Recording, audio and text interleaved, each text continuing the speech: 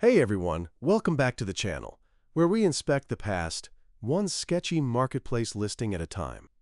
Today, we're diving into the risky and fascinating world of ancient coins. Our subject? A supposed Byzantine gold coin I spotted on Facebook Marketplace. Yes, Facebook.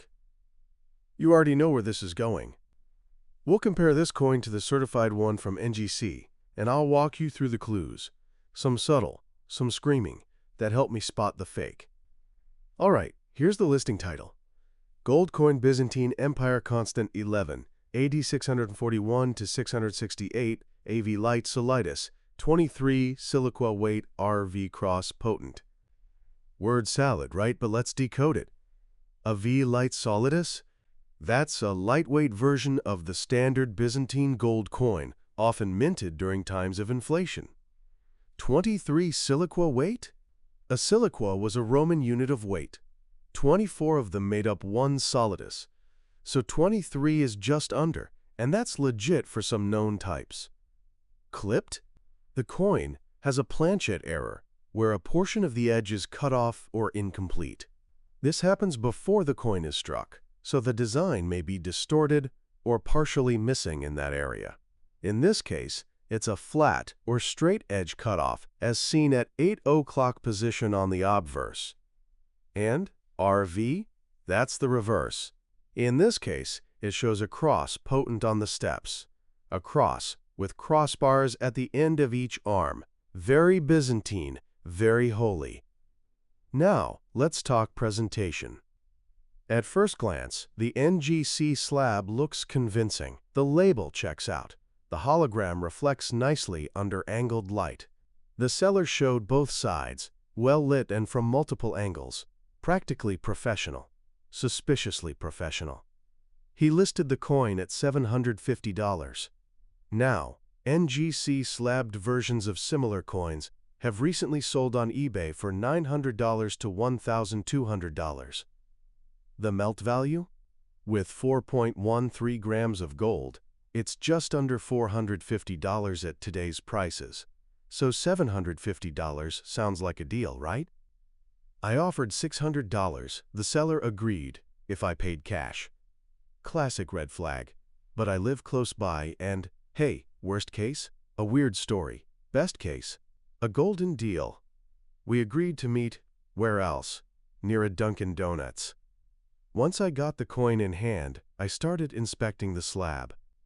First thing I noticed, a tiny seam along the edge, subtle but not normal. I asked the seller how long he'd had it. He said over 8 years. Bought it at a coin expo, but clearly didn't know much.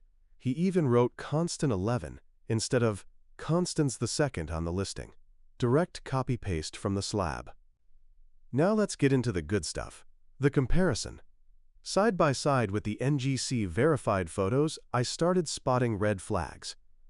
First, surface texture. The real coin has that smooth, crisp look you get from striking. The suspect coin? Porous, grainy, like it was cast from a mold. Probably was. Second, lettering and beard detail. The NGC coin? Razor sharp. The fake? Letters looked bloated, beard looked melted, classic mold fatigue. Now let's zero in on the mint mark, Konob B. Konob stands for Konstantinopoli Obrazum, Constantinople Mint, pure gold. It's a standard mark, but the devil's in the font. Let's look at the N. In the NGC image, the diagonal stroke is basically fused to the first vertical stem, almost elegant. But on the fake coin, the diagonal is awkwardly detached.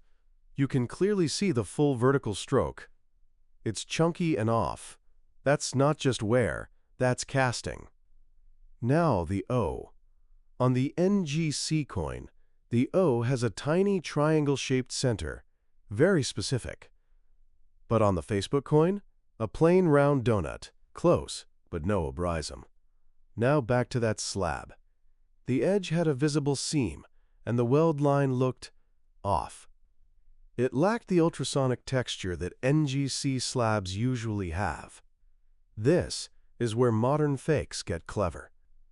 They take a real slab, crack it open, swap in a fake, and reseal it.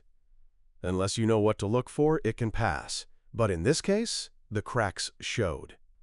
So what's the takeaway? A slab is not a guarantee. Check the coin, the plastic, the details. Tiny things, like the angle of a stroke or a grainy surface, can save you hundreds of dollars. Oh, and if the seller only wants cash, meet in public, and preferably near a coffee shop with good Wi-Fi and security cameras. This one almost fooled me. Almost. If you found this helpful, hit like, subscribe, and drop your favorite coin fail in the comments. Until next time, stay curious, stay skeptical, and stay caffeinated.